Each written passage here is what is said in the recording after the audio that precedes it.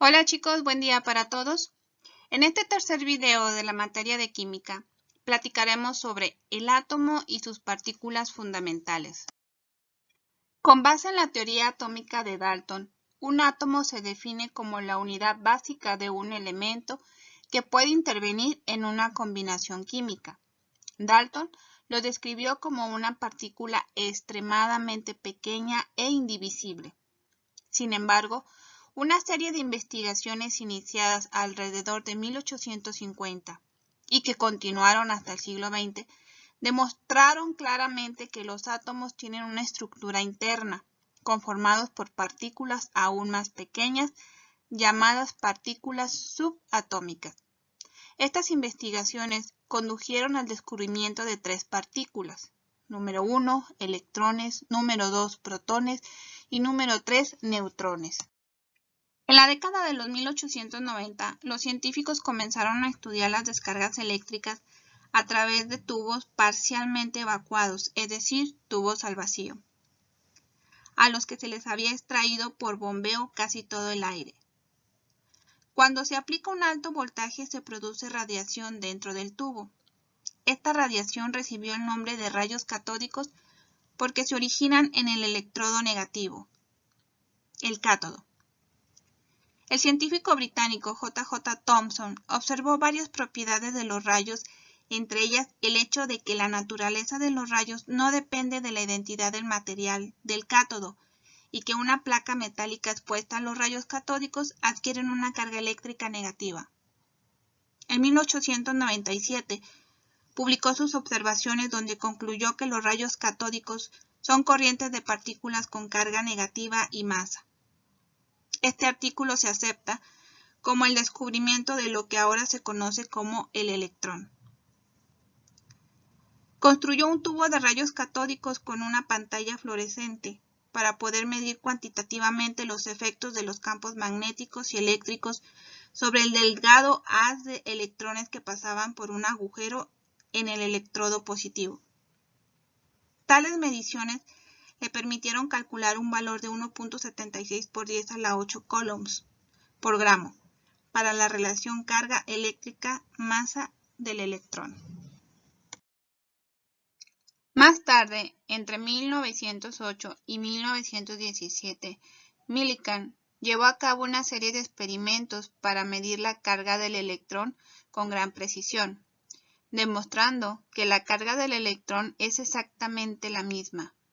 En su experimento, Millikan analizó el movimiento de minúsculas gotas de aceite que adquirían carga estática a partir de los iones del aire. Suspendía las gotas en el aire y seguía su movimiento con un microscopio, encontrando que la carga es de menos 1.6022 por 10 a la menos 19 coulombs. En 1895, Röntgen observó que cuando los rayos catódicos incidían sobre el vidrio y los metales, hacían que estos emitieran unos rayos desconocidos. Estos rayos, muy energéticos, eran capaces de atravesar la materia, oscurecían las placas fotográficas incluso cubiertas y producían fluorescencia en algunas sustancias. Debido a que estos rayos no eran desviados de su trayectoria por un imán, no están construidos por partículas con carga como los rayos catódicos. Röntgen los nombró rayos X por su naturaleza desconocida. Poco después, en 1896, Becquerel, al estar estudiando un mineral de uranio, descubrió que éste emitía espontáneamente radiación de alta energía.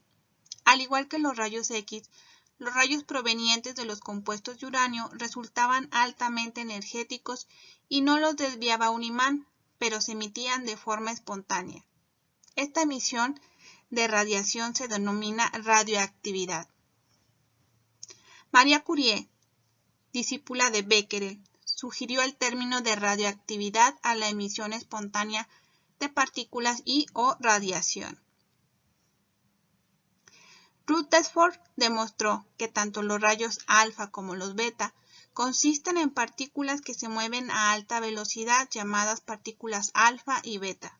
De hecho, las partículas beta son electrones de alta velocidad y pueden considerarse como el equivalente radioactivo de los rayos catódicos. Luego, son atraídos por una placa con carga positiva. Las partículas alfa tienen una masa mucho mayor que las beta y están cargadas positivamente. Por tanto, son atraídas por una placa con carga negativa y las partículas beta tienen una carga de un electrón negativo. Y las alfa una carga de 2 positivo. Debido a que los rayos no presentan carga, su trayectoria no se ve afectada por un campo eléctrico externo. A principios del siglo XX, Thomson razonó que, como los electrones constituyen una fracción muy pequeña de la masa de un átomo, probablemente había una relación con el tamaño del átomo, y propuso que éste consistía en una esfera uniforme de materia positiva en la que estaban incrustados los electrones. En 1910, Rutherford y sus colaboradores realizaron un experimento que dio al traste con el modelo de Thomson. Rutherford estaba estudiando los ángulos con los que las partículas alfa se dispersaban al pasar a través de una laminilla de oro muy delgada. Él y sus colaboradores descubrieron que casi todas las partículas alfa atravesaban directamente la laminilla sin desviarse. Se vio que un porcentaje pequeño mostraba una desviación ligera del orden de 1 grado, lo cual era congruente con el modelo atómico de Thomson. Rutherford propuso a Marsden, un estudiante de licenciatura que trabajaba en su laboratorio, que se esforzara por hallar indicios de dispersión con ángulos grandes. Para sorpresa de todos, se observó cierta dispersión con ángulos grandes. En 1911, Rutherford estaba en condiciones de explicar estas observaciones. Postuló que la mayor parte de la masa del átomo y toda su carga positiva residía en una región muy pequeña, extremadamente densa, a la que llamó núcleo. La mayor parte del volumen total del átomo era espacio vacío, en el que los electrones se movían alrededor del núcleo. Ocasionalmente, una partícula alfa se acerca mucho a un núcleo de los átomos de oro. Las partículas del núcleo con carga positiva reciben el nombre de protones. En otros experimentos se encontró que los protones tienen una misma cantidad de masa, 1.67 por 10 a la menos 24 gramos, aproximadamente 1800 veces la masa de las partículas con carga negativa, los electrones. Se sabe que el hidrógeno, el átomo más sencillo, contenía solamente un protón y que el átomo de helio contenía 2 protones. Por lo tanto, la relación entre sus masas debería de ser de 2 a 1. Sin embargo, la relación es de 4 a 1, por lo que Rutherford y otros investigadores propusieron que debería existir otro tipo de partícula en el núcleo, hecho que se confirmó posteriormente cuando bombardeó una delgada lámina de berilio con partículas alfa. El metal emitió una radiación de muy alta energía, demostrando que estos rayos constan de un tercer tipo de partícula subatómica, protones.